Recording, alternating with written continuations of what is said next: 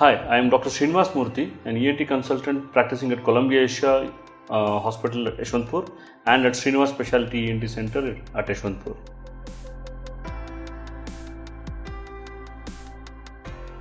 So, do throat exercises help you control snoring?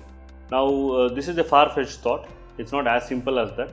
Now, throat exercises largely concentrate on strengthening the muscles of the soft palate and the upper airway. Now, these exercises are easily available for you to view on YouTube. There are multiple people who have demonstrated this.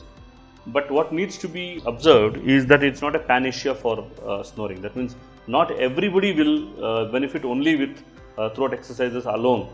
You will have to first find out what your underlying cause for snoring is. And then if you are one of those people who have mild snoring or a mild obstructive sleep apnea like symptom, who's keen on losing weight and becoming physically fit, and in them if these exercises are taught, they may benefit.